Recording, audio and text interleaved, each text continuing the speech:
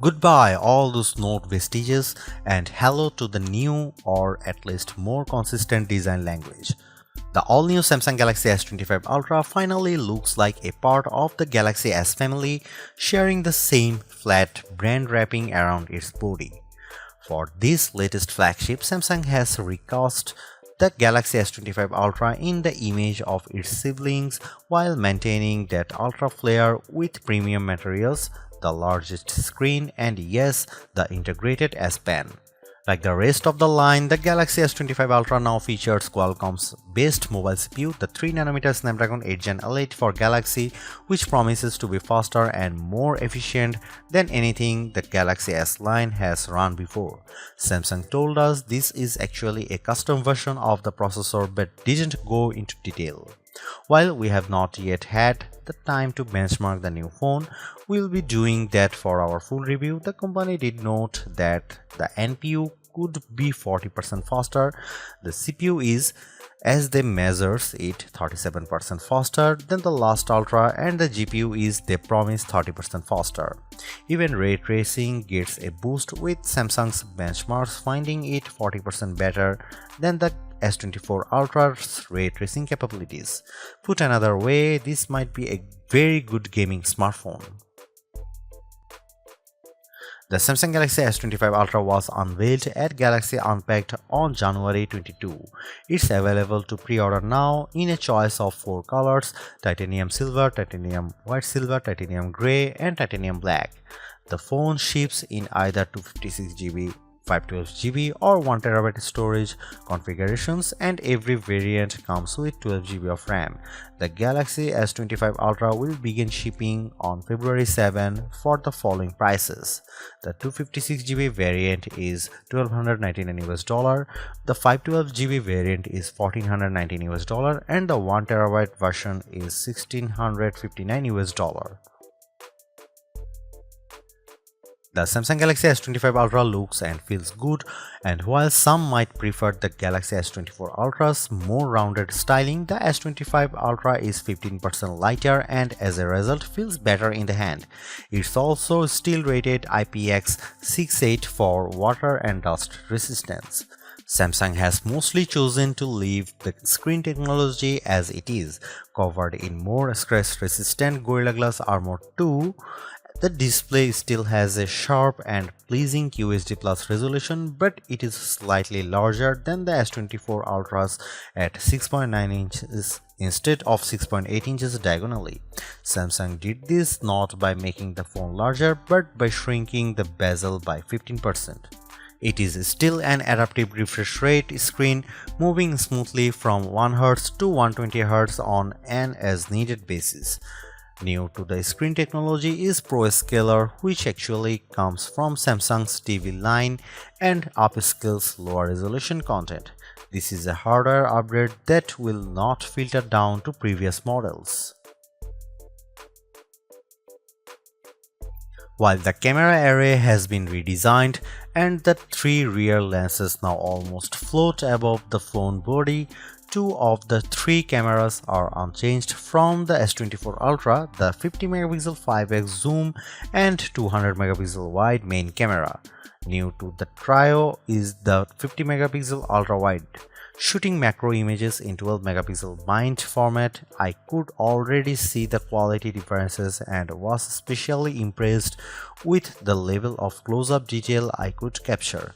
The front-facing portrait camera is unchanged from the S24 Ultra.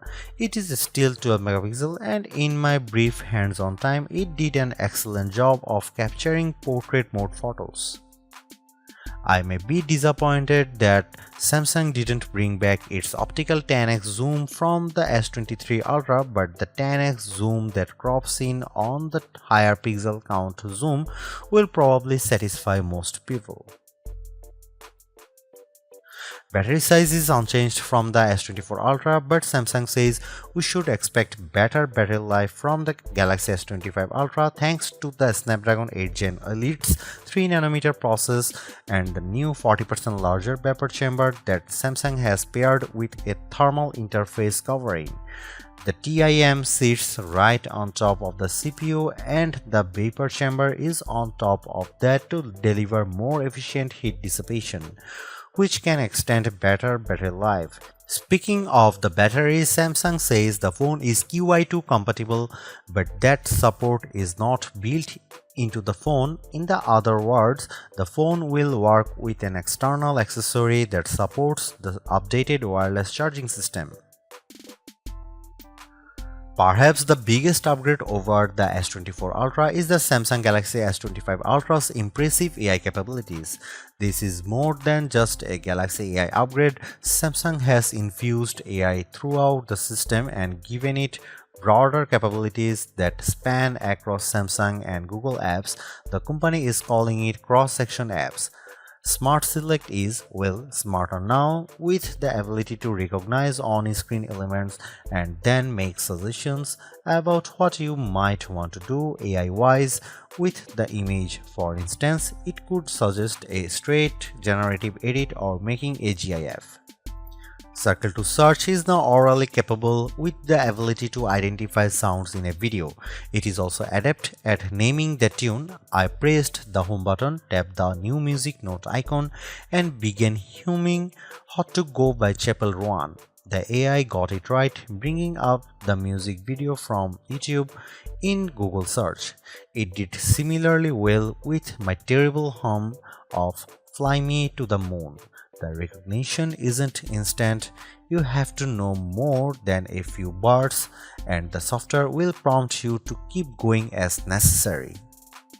AI-assisted search is now more agnostic. I long pressed the home button and asked natural language questions about travel and buying a new vacuum. In each instance, the system used Google Gemini to tap into YouTube and Samsung Notes. It found what I was looking for on Google's service, dug into videos to find the details that mattered to me, made summaries, and saved them in Samsung Notes. This Gemini Live and Bixby enhancements can access all native Samsung and Google apps. Plus, Samsung plans to release the APK so that other third-party companies can become part of Galaxy AI ecosystem. At launch, it will feature built-in Spotify and WhatsApp support. Samsung has also enhanced many of its generative image tools. I took a photo and drew a marquee to select and remove all the background people in the shot with a single tap. I could tap another icon to quickly see the original photo. The Galaxy S24 Ultra did a good job, even neatly removing shadows. Other photography features have also been given a generative AI sheen. Portraits can now instantly be turned into excellent pencil sketches, and the ones I generated looked as good as any sketch portrait that might appear in the Wall Street Journal. Seeing the quality made me a little sad for the soon-to-be unemployed sketch artists around the world, although I felt a little better when I took another portrait but in less dramatic light, and the sketch looked nothing like my subject. There is also a powerful new AI audio cleanup tool called Audio Eraser, which I use to remove distracting background noises from an interview. I could do it on the fly in the video playback and tone the background noises down or up to my taste. When I fully removed the background noises, though, the main audio sounded a bit artificial. This is similar to the audio mix tools Apple introduced with the iPhone 16 Pro, but with fewer audio presets, and I can't say for certain yet if it has more limited capabilities until I get to spend more time with it. Sketch to image, which I used to entertaining effect on the Samsung Galaxy Z Fold 6 last summer, is now multi-modal, which means you can start with a photo, draw on that, and have the generative AI do its image magic. You can also use text prompts to adjust the image, although I didn't get to try this feature in my brief hands-on time. Even Samsung's photo library app, Gallery, has been given a brain transplant, and now let's use search by voice. I asked it to show me pictures of wine and quickly got a gallery of photos of wine bottles. The S Pen is still there, but Samsung has removed Bluetooth LE support because it told us no one was using it. Its main function was to enable you to use the pen as a remote control for shooting photos or controlling presentations. I doubt I will miss it. Otherwise, the S Pen's operation is unchanged. I drew with it a bit on the S25 Ultra and was impressed with the responsiveness. Finally, the good news is that Samsung Galaxy S25 Ultra costs the same as its predecessor, starting at $1,299 for 12GB of RAM and 256GB of storage. That's still a hefty price, but you should expect some early promotions to lower the pocket pain, and trade-in deals are typically excellent.